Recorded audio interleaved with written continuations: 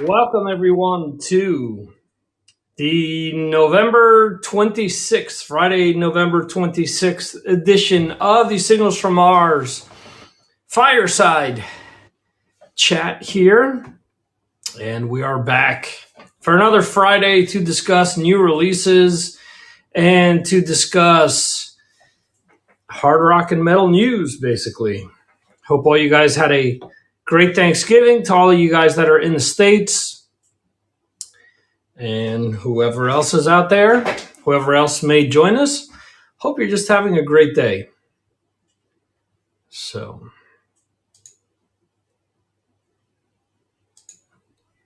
here we go. Let's see. Opening up the new releases here.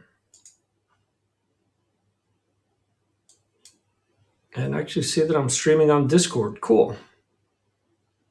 You have a Discord. If you follow Discord or use it, there is a link to it right on MarsAttacksRadio.com right at the top. You could click on that, jump on in and chat. I mean, I don't use it all that much, but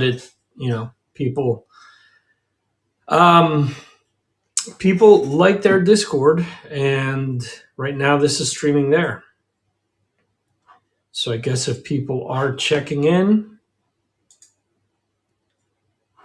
then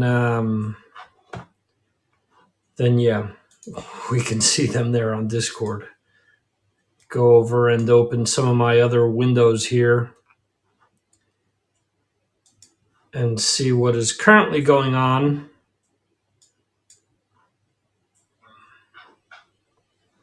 Then yeah, feedback is bad, folks. So let me just make sure that we have everything set up here.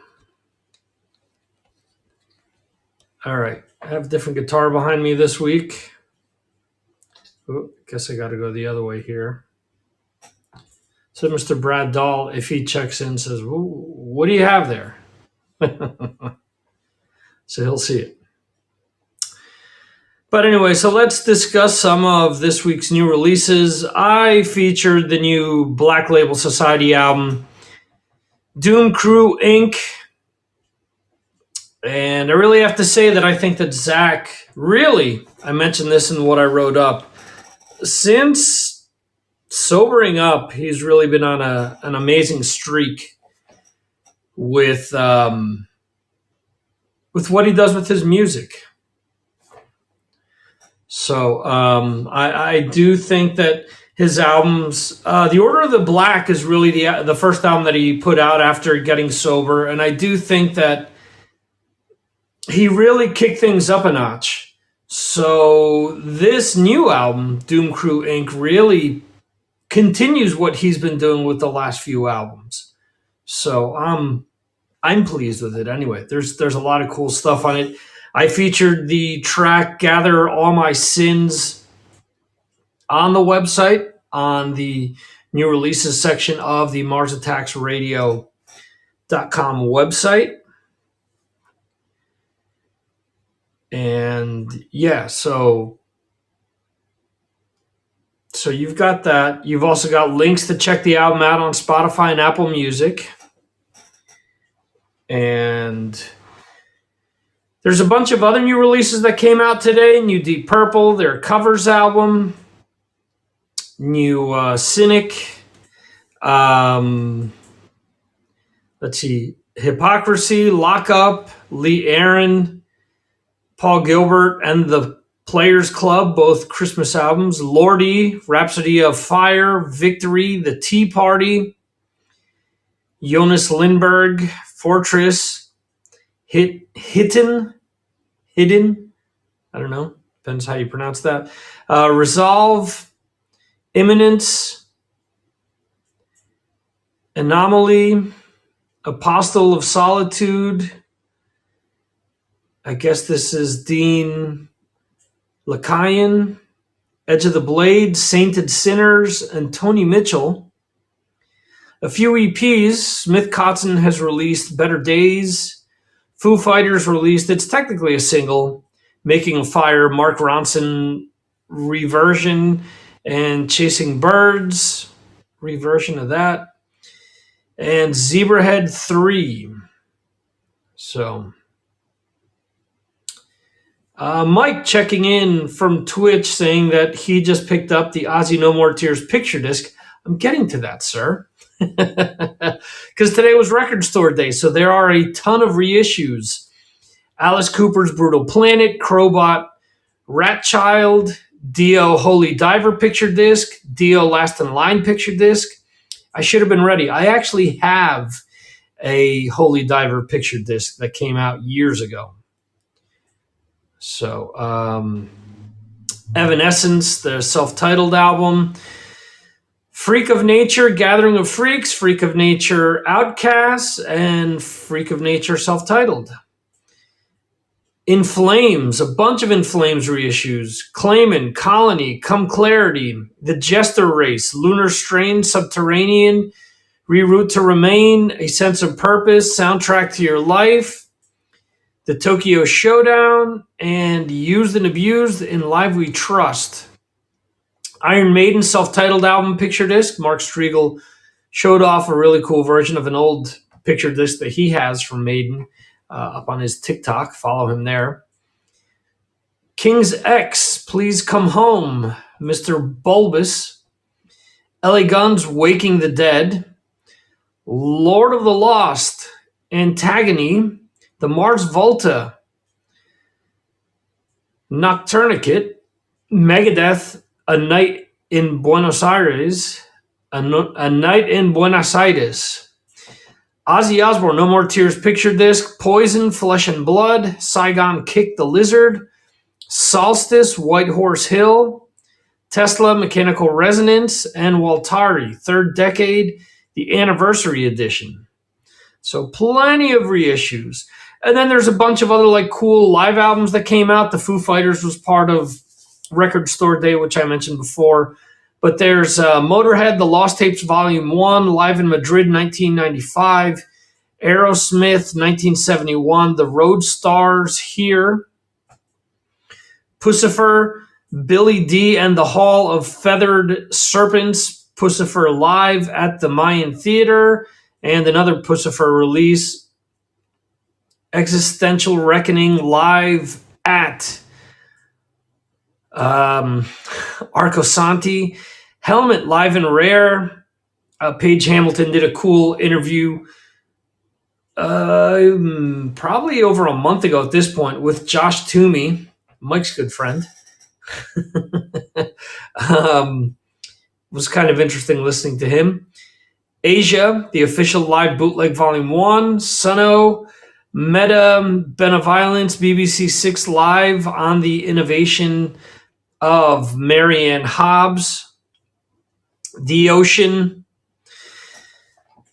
Phanerozoic Live. There's a lot of stuff that isn't easy to pronounce this week. Vardis, 100 miles per hour at the 100 Club, Imperial Trumpets, An Evening with Imperial Trumpets, and then a few compilations. Death Angel, The Bastard Tracks, Paradise Lost, The Lost and the Painless, Corrosion of Conformity, COC, Sleeping Martyrs, 2000 through 2005, Fu Manchu, A Look Back, Dogtown and Z-Boys, Stoneman, The Dark Circus, and the Temperance Movement, covers and rarities.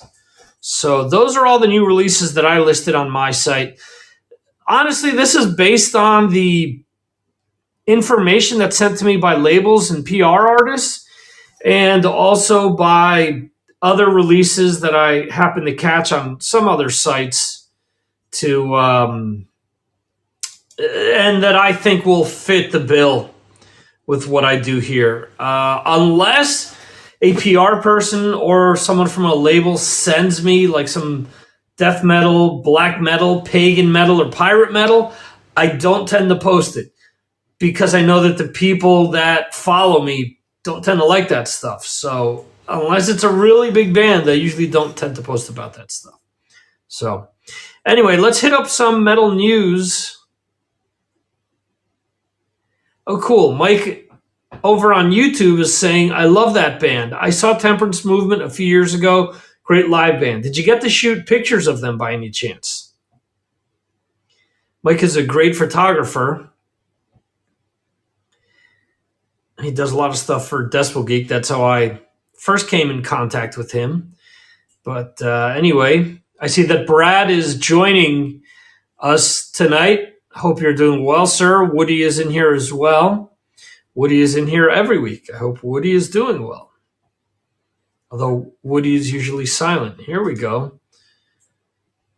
So, as usual, as I'm in the middle of something, I receive a message.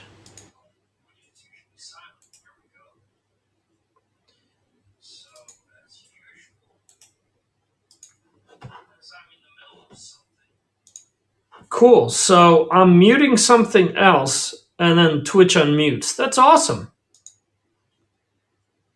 So anyway, let's see. Let's do some metal news here. Scorpions ex-Motorhead drummer Mickey D to be honored as Gothenburger of the Year. Former Anthrax guitar Stan Spitz on connecting with fans. We're all one big family. Vince Neil celebrates Drinksgiving with free Las Vegas concert video. Cool. Watch pro shot video of Metallica performing One at Welcome Home to Rockville. Candlebox's Kevin Martin, how Trump administration inspired title of Wolves album. Hypocrisy / Pain leader Peter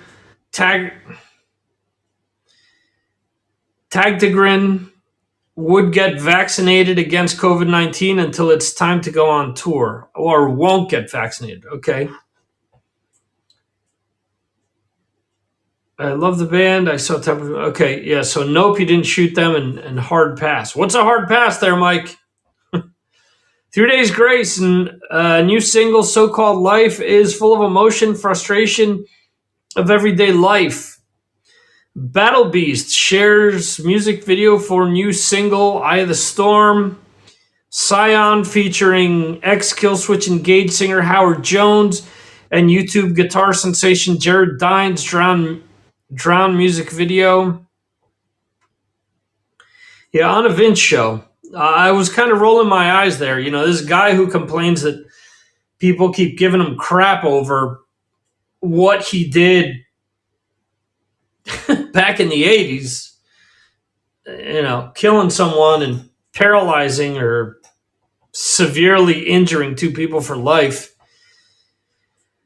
And he wants people to leave him alone about it, but yet he's still out there drinking, so one has to wonder. Watch Opeth's entire Atlanta concert. Van Halen's lost singer Mitch Malloy celebrates Eddie Van Halen's musical legacy. Jump multi-camera video. All right, so Mitch Malloy has become like a new generation's Al Adkins and Dave Evans. Former AC/DC singer, former Judas Priest singer, he never sung on anything. All right? And I mean, you'd be a great spokesman for Polygrip, but, you know, what I've seen of him with Great White is just horrible. As I Lie Dying frontman Tim Labesis is born through Fire Project, drops music video for Blood, Fire, Pain. Great teeth, though. Yeah, you got it, Mike. That's kind of like Caddyshack. Hey, looks good on you, though. Nice polygrip there. Avatar shares another new song, Construction of Souls. Nita Strauss lands first top 10 Billboard mainstream rock hit by lead solo female artist in over 25 years. That's cool. Alter Bridge's Mark Tremonti. And I'm seeing that I'm getting cut off here. Oops. So regardless what I do here, I'm either chopping my forehead off or chopping my mouth off. Let's see. Anyway. Alter Bridges, Mark Tremonti, I don't know if God exists, but I hope he does. Tony Iommi says he wrote one song on Ozzy Osbourne's upcoming solo album. Here's the first taste of unearthed drum riffs from late Megadeth drummer Nick Menza, produced by David Ellefson. Former Exodus guitarist Rick Hunolt, getting fired damn near took me out. Watch Y&T perform in Petaluma, California. Petaluma. Black Sabbath's Tony Iommi releases doomy new song Scent of Dark. So for everyone that slags Kiss for doing all the stuff that they do, Tony Iommi, it's his own cologne, perfume, musk. Not sure. How Bob Daisley saved Mick Mars from getting fired by Motley Crue. Trivium's Matt Heafy believes more could have been done to prevent Astroworld's tragedy. People always give the hard rock and metal community a lot of crap about rowdy fans and things like that. The worst fans I've ever been with at a show was when I went to go see the Police on their reunion tour. People just did not know how to behave at a show. They were a bunch of degenerates compared to a hard rock or metal show. Bunch of idiots throwing beer at people and probably worse. It was ridiculous.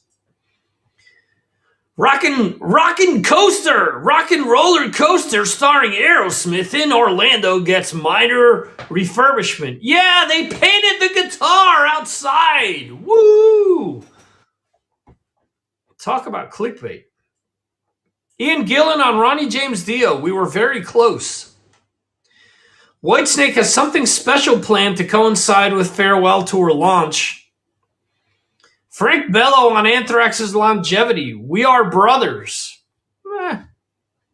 Cousin, uncle, brothers. All right. Judas Priest taps Queensryche for rescheduled 50 Heavy Metal Years North American tour dates. Aha! Last week, we talked about them stepping away from opening for someone in Vegas for a residency, and I was wondering, who could it be? Or not who could it be, but why they were doing it. And Skid Row was stepping in. And I thought, okay, well, maybe there's some other stuff going down. And lo and behold, there you go. They're going to be working with, they're going to be touring with Priest. Nita Strauss on using sexuality to promote her music. The most important thing is to be authentic. Disturbed's David Draymond is still devastated by Astroworld concert tragedy. Cradle of Filth had to jump through hoops to make recent North American tour work. And watch Yngwie Malmsteen perform in Harrisburg, Pennsylvania. So, before seeing if anyone wants to come up on stage here, Mr. Brad Dahl, let me just give you guys a rundown of what we have going on with regards to everything within the Mars podcasting universe, as I like to call it. Just released Mars Attacks Radio Episode 3, and that is up there on Spotify and Anchor. Again, the only reason that I'm working with them on that is because they allow me to include music legally. If you are a Spotify Premiere subscriber, you get the songs in their entirety. If not, you just get 30-second sound samples. So there you go. The episode is made up of songs from 6 songs to be exact, from bands that I recently interviewed over the last few months. Let's see. Signals from Mars, or no, actually, before we get to that, Mars Attacks Podcast episode 251, released today with Chris Sullivan of Wolftooth. Was a lot of fun to speak to Chris last week. It was awesome. They did something really neat. They paired their channel up with my channel, so a lot of guests jumped in from their side of things. We'll see if they ever come back. It usually never works out that way, but it was still fun nonetheless. I really like the album Iron and Blood. It drops next Friday. I recommend checking it out. If you like it, pick it up on Bandcamp because that puts the most amount of money back in the band's pockets. So there's that. And the album just sounds cool. Also, next week, Armageddon by Manimal drops. Interviewed Samuel Nyman from Manimal a few weeks ago. A lot of people gave me good feedback about that interview. They mentioned that he was very forthcoming when it came to the economic reality of a band touring in 2021. So it was cool to hear him discuss that. Let's see what else. So Signals from Mars Trivia Tuesday on Twitch. The last 2 weeks have come down to the wire. The last question. I thought Metal Dan was going to be pulling away. And what happened? Who knew? Brad Dahl.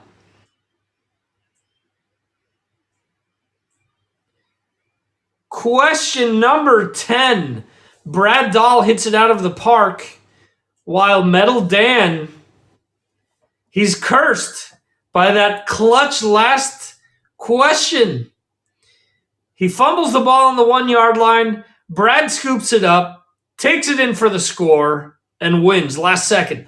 Brad got a $5 discount from the new Mars Attacks podcast merch store. There's a lot of cool new things going on there. I'll discuss that in a second. And so if you come to Trivia Tuesday, these next few weeks will center on specific bands. So the tentative idea right now is to do a Kiss trivia show this coming Tuesday. The following Tuesday will be Motley Crue, since we discussed them on the Signals from Mars live stream with my patrons. We did that discussion a little while back there. And finally, we're going to do Iron Maiden before taking 2 weeks off for the holidays. And we'll be back in January. But until then, we've got a lot of cool stuff going on, both here, Twitch, and the Signals from Mars live stream, which is on a bunch of different platforms. We'll touch on that in a second. And when I mean a second, because Signals from Mars, the live stream tonight, which is coming up at the top of the hour after this show, will feature my patrons discussing Scorpions. And it's pretty simple. We get together, we talk about first coming across the band, what our favorite album is by the band. If you need to sell that album to someone, your favorite album, what 3 songs are your favorite off of that? And then we'll discuss seeing them live. Brad may chime in. He said he hasn't seen them in a broom closet like he did Priest, but I'm sure he'll have some interesting stories. And similar deal, the 3 weeks in December where I'm going to be doing the live stream, it's going to be with my patrons. We're going to do a discussion on the year 1981. We'll also do a discussion on the state of hard rock and metal with all the patrons. And then to wrap things up, we're going to talk about our favorite releases of this year. So if you're not part of Patreon yet, want to be involved in these discussions, I mean, you can obviously go in the chat and chat things up while we discuss all these things. But if you actually want to appear on screen, have your voice heard, you can do it for as little as $2 a month. Go to patreon.com/Mars Attacks podcast. And the Signals from Mars live stream takes place, like I said, 11 p.m. in the UK, 6 p.m. Eastern, 3 p.m. Pacific, 11 p.m. in the UK. For someone like me, midnight Friday going into Saturday. If you're in Melbourne, Australia, it's 8 a.m. If you're in Perth, Australia, it's 5 a.m. And you could follow on YouTube, Facebook, Twitch, Twitter, Trovo. You can listen on Mixcloud if you're driving. There's 14 places total that you can follow that show live. And just go to MarsAttacksRadio.com and click on subscribe from the top. That'll take you to a page where you can find all of the great places where you can subscribe to and follow any of the different shows that I've mentioned here. So there you go. I want to say hello to Stephanie, who has joined us in the studio, and want to say hello to Jeremy as well. Not sure if it is Jeremy Weltman from the UK or not. If it is Jeremy, let me know. And so okay, so he's clapping. So that to me means that it's Jeremy Weltman who finally got in.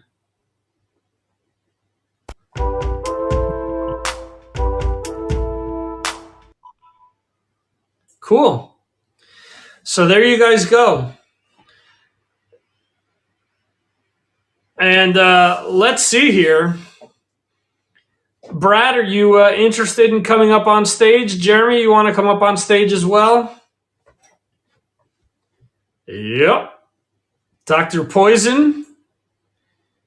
Mr. Weltman, if you want to come up as well, feel free to do so. Let's see if Mr. Dahl can unmute himself. Yeah, I think I got it. I think I got unmuted. I think you do as well. Wow. All right. So, Jeremy, why'd you chase Stephanie away? What happened there? All right. So this is weird. So my audio is coming out over my phone instead of through my headphones. So, oh, that is messed up. I'm hoping that it doesn't bleed into the mic and cause any echo. But anyway. No, you sound good. All right. Cool. So, Mr. Dahl, I first of all want to congratulate you for your win on Trivia Tuesday this week. The come from behind win. Yeah, I cannot lie. I really think Middle Dan threw it. He's the man. He is continually the man to beat. And I'm not just saying that because he's obviously not here, but it's true. The guy's a freaking genius, and so yeah, I am honored to be able to wear the crown for a week. Well, cool. And I switched up the guitar behind me on purpose. Yeah, you want to tell us about that guitar? Or have you already? I have not. This is the first time it has appeared on screen. Do you know whose signature model that is? Let me see if I can take a look at it here. See, the problem is maybe if I flip my phone. There we go. Yeah, because it blocks the little logo things. Block it. Geez, I don't know. Would you like me to bring it closer? Yeah, I can't see the whole guitar. I can only see half of it. Looks like is that like a Les Paul Jr. kind of thing? Yeah, it's like an imitation Les Paul Jr. Okay. Yep, here we go. Guy, how many guitars do you have? Do you know? Wow. 10. Wow, well, you got me beat. Wow, look at that. That's beautiful. No, I don't know who's...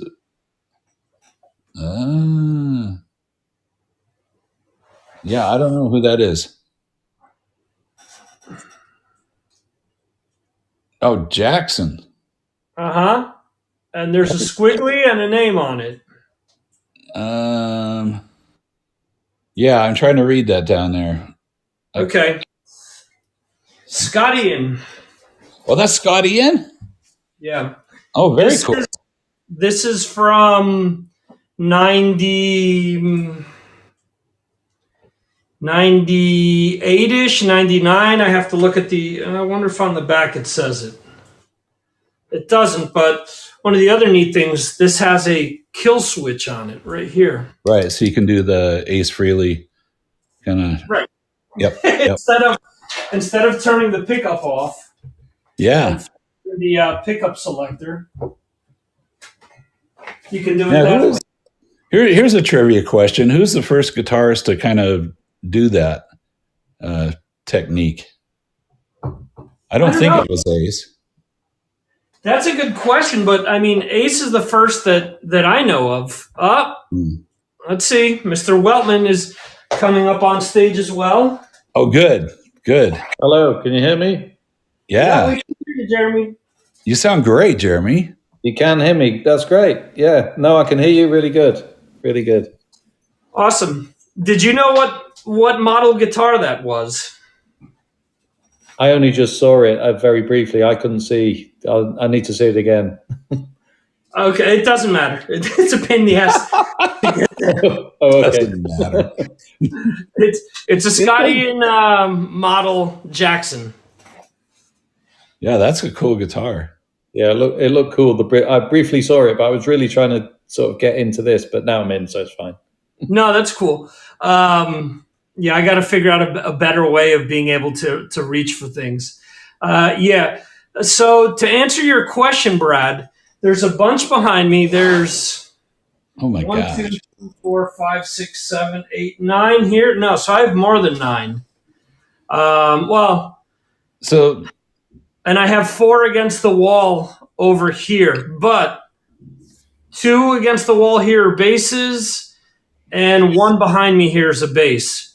So I guess out of 14, there's 3, so 11 guitars and 3 basses. that's impressive. Yeah, Yeah. I need to work hard to catch up. I'm sure you'll have no problem. This took me 1990s when I got my first guitar, a Charvel. Yeah, well, you're going to feature that one, I hope, someday. Someday. Okay. I'm going to try to pull out 1 per week to make it worthwhile. It's going to be like my patron's pick. There you Since go. Jeremy's nice enough to do that segment for me, this is going to be the guitar of the week on Fireside. Yeah, that sounds cool. Yeah, you need to place it. It's too far off camera because I can only see half of it. Right. Yeah, I could see 3/4 of it. Yeah, so we need to see the full guitar. We need a more strategic placement. Yeah, the problem with this is since I have to work off of my phone and you can't really zoom anything, Oh yeah. it's difficult. If I were able to zoom in, believe me, I'd try to keep most of the stuff around me out. So there's a mad scramble before I do the show to make sure that I hide some of the clutter so that you can't see it. But yeah, we have that. Then I went out of my way to set up some stuff over here. Like I have some Nice. Funko Pops there, some Maiden, some Motorhead, and then I have a few different signatures that I got from over the years: Charlie Benante, Ronnie James Dio, a few other things. Now wait a second. You actually met Ronnie and got his signature? No, before he died, they released a tour edition of, I want to say, Killing the Dragon, which had the song Electra on it, which was the last thing that he recorded. Yep. And Electra was just a single. And with that, one of the reasons I wanted Electra, I paid more, was that you got Ronnie's signature as well.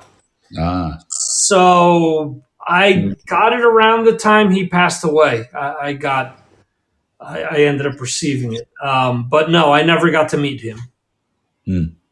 I got to see him in concert. I'm sure you'll, enlighten us and tell us that you got to see him, play at some tabernacle, in the Agora Hills or something.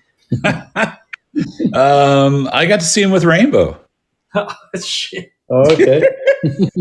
Yeah, trump that. I guess if you got to see him with the Prophets, then you'd really have something. Or Elf. Well, I got to see him on the last tour. So it was him, Rudy Sarzo, Simon Wright. I can see the keyboard player, but I forget his name. Scott Warner, is it? Okay. Yeah. And then Craig Goldie, who's probably my least favorite, Dio guitarist, but is what it is. He always looks like he needs to poop. He's just so. I don't know. I feel that Vivian. I feel that Vivian was so an exciting guitarist, and I think Tracy G was an exciting guitarist as well. And then he's just kind of vanilla. He doesn't move. His solos really are just. just kind of there. Doug Aldridge was another great guitarist, but somehow or another he wanted to play with Whitesnake instead, and then I think that's money talking. Yeah, and that's why he's in the Dead Daisies, because don't mention Doug Aldridge. My wife's going to bed and she loves him. She absolutely loves him. Does she? Yeah. He's a badass, man. He seems like a decent guy too, but I've never actually met him. Someday. It's on my to-do list. So yeah, back to, hey, have you ever seen Dio Disciples though? I have not, but they did play 20 minutes away from me. I had tickets to go see Last Jedi, Star Wars. I'm a huge Star Wars fan. Yeah. So they were playing the same night as Dio Disciples, and I already had the tickets because I pre-ordered, I did the pre-sale for the movie. And I was like, no, I want to go to the movie because I'm going to get all this free merch that they give out on the night of the premiere. So that's what I ended up doing. I ended up going to the movie instead. And then the next day, everyone was crapping all over the show because it was essentially the band I just mentioned, plus Ripper Owen, plus Oni Logan, plus the hologram. Okay? Mm-hmm. They played 50 minutes of a headline show. Oof. And people went nuts. And it makes complete sense. You have two live singers, plus you have Dio. The singers can rest. And it's kind of a Dio celebration. And, they can talk all they want now about, we're not going to do this, for now. And it's like, no, the whole planning made no sense. If you have those two singers, plus they can rest, one guy sings, the other guy rests, and then you have the hologram. So it's not as if the singers have to do the entire show. There's no reason why that shouldn't have been a 2-hour show. There's no reason whatsoever. Yeah, absolutely. Yeah, I'm with you 100% on that. Yeah. And I've mentioned this to Mark before. They could easily, I can see bands like Kiss and AC/DC doing stuff like this after they're done, but do it properly, mix in footage from, even if it's shows that we've seen a million times, but put it up on like a huge screen, have tribute bands come out, and maybe something like that where it's like the official Kiss tribute band comes out, and maybe you have Gene or Paul come out between songs and do like a storytellers thing. There's so many ways that they can like do things to continue the life of bands with them like not having to do too much heavy lifting. And to top it off, they've got a rabid audience that would pay for it. They could easily charge a few $100 and they'd sell out every show. You do it in select cities where you've got an audience. And that's it. Obviously, you can't do, Topeka, Kansas. But if you do, L.A., New York, Chicago, London, Paris, Berlin, stuff like that. If you play in big cities that are conducive to having a lot of people there, they're going to make a boatload of money. So This can be part of our discussion in 2 weeks, where you brought up the theme, Jeremy, the state of hard rock and metal. Yeah, it's it's definitely a good topic. I can't see Kiss actually doing something that wouldn't be 100%, because I think Gene would be behind it. Gene would make sure the name of Kiss would be, is going to go on forever as a big name. And he's going to ensure that you see a good show. He does it now, with the proper Kiss. So why wouldn't he do it if it was holograms and various other things? But yeah, you've raised an interesting topic for sure. Yeah, just imagine. If people go into it knowing that it's a celebration of the band. You're going to have plenty of people that are going to want to go and check it out and just hang out with other Kiss fans, make it a thing where, it's an evening with. So it's like a small gathering, only like 200, 300 people. They're all going to pay through the nose, but you're going to have that stuff. Look at what they did with the conventions. The conventions were taking place throughout the U.S. initially, and then the world. And then they realized, hey, why are we losing out on making this money when we can easily charge $150 a head back in '94? And they sold out every one of those convention shows that they did, because it was a small, very intricate environment, or the exact word escapes me, but it's a special setting where even they were taking requests and stuff like that. So I don't know. I think that, to me, it makes no sense for them not to do something like that. But we'll see. Mm-hmm. Yeah. Well, and let's be fair here. I really, as great as Ronnie was in his legacy, he doesn't have quite the rabid fan base that Kiss does. Right. And that's why I brought up Kiss, AC/DC. Yeah. Maiden can do something like that. Black Sabbath could do something like that.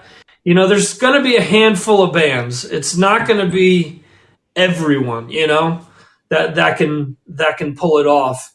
And you're absolutely right, because all you have to do is you look at where Ronnie was playing, and even when he was doing Heaven and Hell, sure, they were headlining festivals or second or third headliner on the bill, but that's not quite the same as going out on your own. And for example, they did Radio City Music Hall in New York, which is where that one live show that Mark and John appear in. But Radio City only holds, I think it's 15,000 people.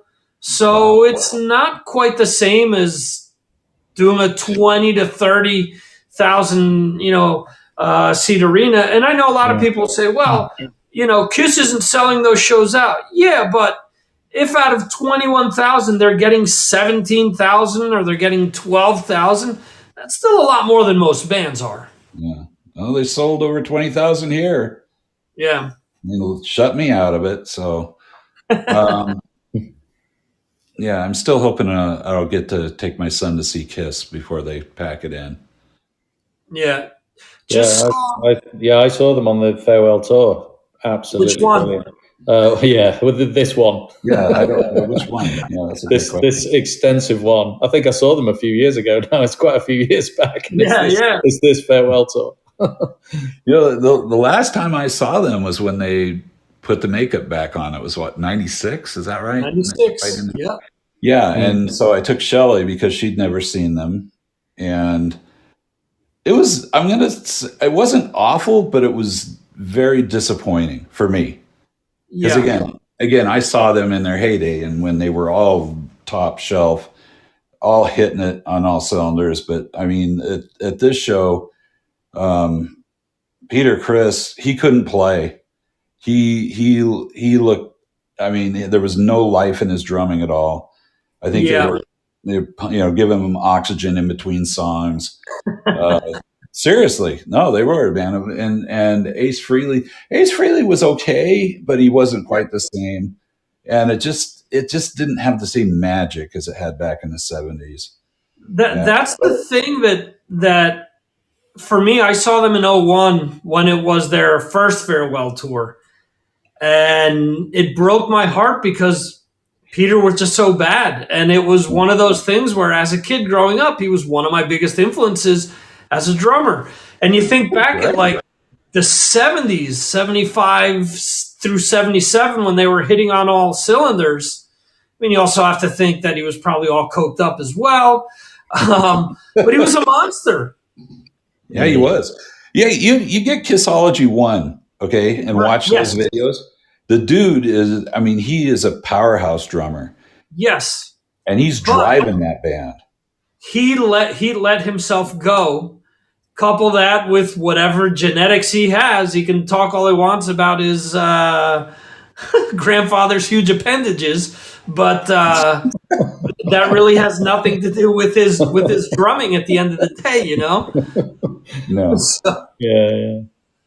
but anyway, we're gonna start to wrap this up because I have to put the last second touches on things to get ready for the show at the top of the hour. I don't think that Waitbot definitely isn't going to follow us to the Scorpions discussion. Woody, I'm not sure.